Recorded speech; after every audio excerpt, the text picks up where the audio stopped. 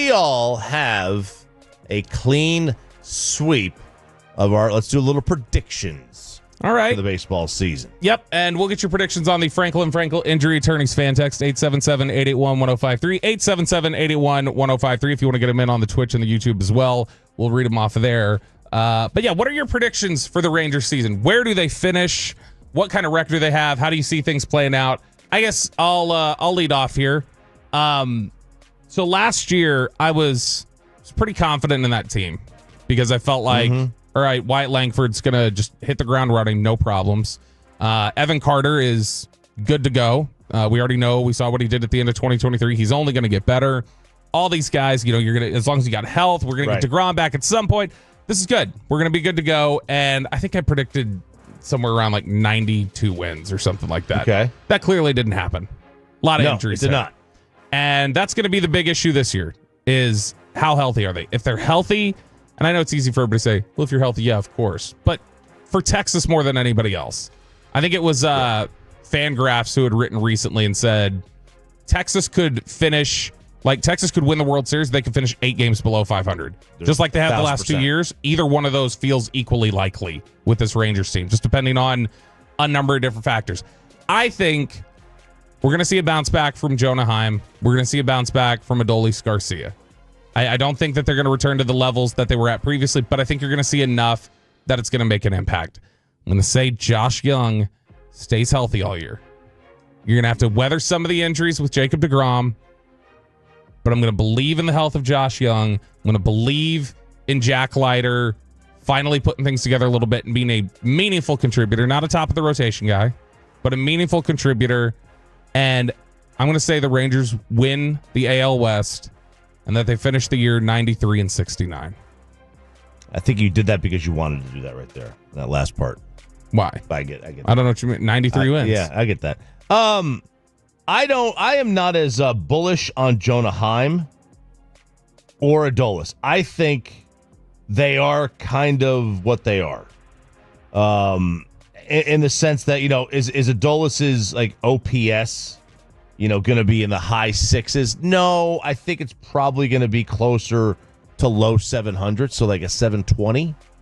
But listen, it's quite obvious in the World Series year, both those guys had career years.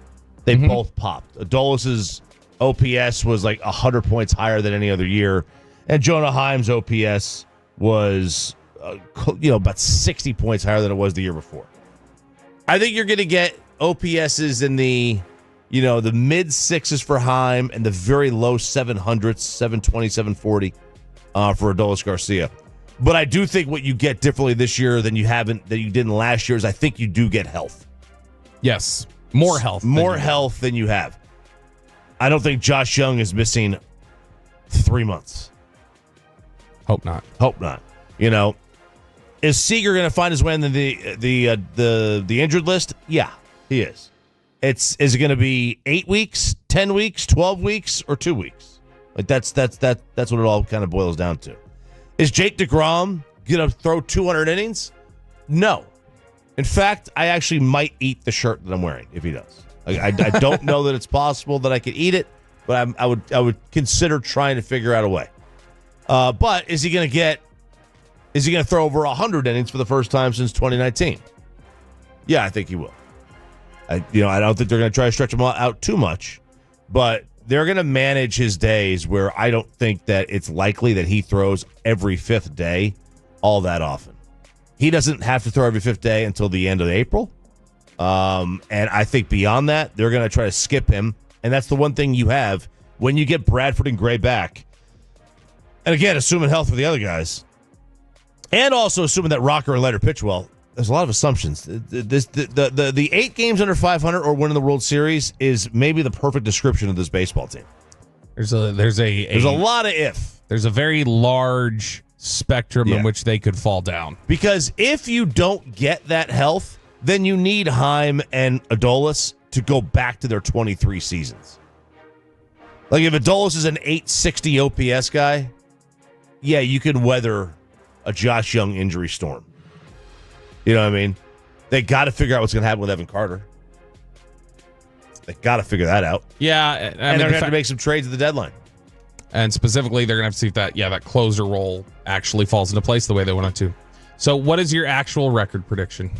I think they are 89-73, and they win the American League West. Okay. I think anybody would take that. And then anything can happen in the playoffs. And they won when they won the World Series 2 years ago, they had 90 wins. Mm-hmm. So it's basically the same kind of team. I think 89-73, they hit the over on the win total. I think the Rangers over is the best value bet of the year. That and I think the Royals over is a really good one too. But the Rangers are 25-1 to win the World Series. It's great. You can get them to win the American League at like 12 or 15-1. That's fantastic. I'm big on the Royals too. If you want to do a value bet on them to win the American League or to win the AL Central, you're going to get plus money to win the AL Central. A lot of good bets out there. But I think the Rangers win the AL West, and then at that point, it's now you're figuring out, okay, who's healthy in the AL? Is Cleveland healthy? How's their bullpen? Are the Yankees healthy without Garrett Cole? How's everything look for them? Did the Red Sox pop? Yeah. What's Houston doing? What's Seattle doing? If Seattle makes the playoffs, I'm petrified of them because of the starting rotation. Yeah. So 89-73. All right, Peyton, your pick. Yeah, because you were the only one right. You had 93 wins in 2023. And they won the World Series. I guess I got to go 93 wins again. But they didn't have 93 wins. No, so he missed. But he won the West. But he's Mr. Buzz us when we get things off by one, so buzz him. That's right, Mike. There we go. I mean, look, I haven't been this confident in a division title prediction since probably 2011. Boy, are we setting ourselves up here? We really are. I mean, we're seeing the offseason moves. The Astros have taken a decline. The Mariners did absolutely nothing. You heard Brett Boone yesterday on the show talk about it. I'll get to some of the Tolos predictions here right now, though, before mine. The 702 says 88 wins. 254 says 90 wins if healthy. 214 and 817 both say 95 wins. So you get a lot of teams up to that. I mean, it seems like it's playoff or bust, but my prediction is 90-72. I'll go. Okay. Nothing too high here, but very obtainable. All right, so we all have them winning the West. Yep. Yes. All right, and Bobby, you have 93 wins or 93? Bob Payton has 90. I have 89. We all have them winning the West. Is Houston second or Seattle second? I'm still going to go Houston. I mean, it's just because it's the Astros. Like, they're going to find a way to win. They always have. They lose a big-time player every single year, and they somehow continue to win and find themselves in the playoffs. I'm going to still go Houston at second. Yeah, probably Houston. But, I mean, it's all going to be jumbled together. But, yeah, I would say probably Houston. Man, I think Seattle. I think Seattle's going to be, again, They had their chance, though. They've had their chance to really boom or bust. Did they get in? Do they get in as the wild card? It's going to be... The AL is so bad, though. It really... I remember you used to have to win 90 games to get in the playoffs. The playoffs will be Texas, Kansas City. I think Kansas City wins the Central. Baltimore, Yankees, and Boston. And then one more, right? There's 6. Mm-hmm. Yeah, I think Seattle gets in. The problem is that the Central, you could have, I mean, how bad are the White Sox? Are these teams going to get a free dozen wins? Right. That'll change it up. Right. That'll change a lot of things. Are they going to get a free dozen wins out of the White Sox? And that could really throw a wrench into it.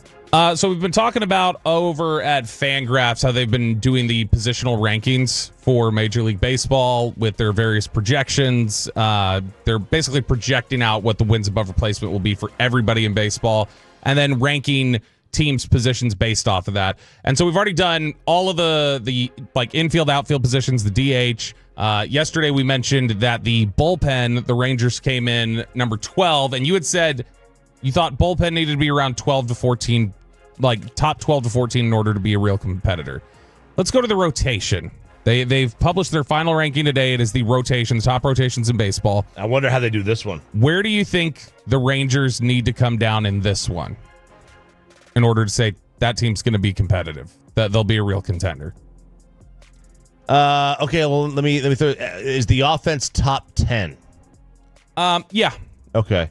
Then they need their pitching to be around, I would say right around the bullpen, 12 to 14 in the sport. Okay, let's see if they finish inside of there. Let's just run down the list of names before we get to Texas. Not their write-ups, but their list of names. Number 1, the Dodgers. Number 2, the Philadelphia Phillies. Number 3, the Atlanta Braves. A lot of NL so far. Number 4, the Boston Red Sox, who you will be playing today at 3:05. Number 5, the Minnesota Twins. 6, the Arizona Diamondbacks. 7, the Seattle Mariners. That's too low. 8, Detroit Tigers. 9, Pittsburgh Pirates. 10, Cincinnati Reds. 11, the Texas Rangers. So they're inside that 12 to 14 chop. Some of the projections that they have on this one, they think Eovaldi 172 innings pitched this year, an ERA just under 4. deGrom goes 132 innings. Would you take 132 innings from deGrom? Yeah, I mean, he hasn't thrown more than 100 in 6 years. So you'd say that's a win if I get 132 innings out of him. Yeah, big time. They project a 2.99 ERA for that. This is the write-up. They say, every time I see this deGrom projection, I giggle a little. 4 wins above replacement in 132 innings. What is he, Jacob deGrom or something? But right, he is Jacob deGrom, the nastiest pitcher I've ever seen live. A guy with a 2.07 ERA over his last 700 innings pitched. The problem is that those 700 innings started in 2018, and the pattern is going the wrong way. He made nearly every start from 2018 to 2020, but his starts per season since have gone 15, 11, 6, and 3. Eovaldi is here as the straight man to deGrom's wild card. No one's expecting brilliance, but volume and competence seem all but assured at this point. Over the years, he's worked out a formula that keeps him on the mound and batters off balance. They talk about after that, you've got Corbin. You've also got the additions there with, Tyler Mahle, who's going to have hopefully a full season this year. They say behind that, it's all about youth. Rocker and Leiter were Texas's top picks in consecutive drafts after being teammates at Vanderbilt. Rocker took the long way to the majors, including the Mets drafted him, but he's the more promising of the duo today. Their projection for Rocker is that he's 3rd in the rotation in wins above replacement this year. I wouldn't expect much from Corbin. He's just going to be spot innings eater. That's what they need. They need a guy to give Jacob blow, really. And that's what they need. Yep.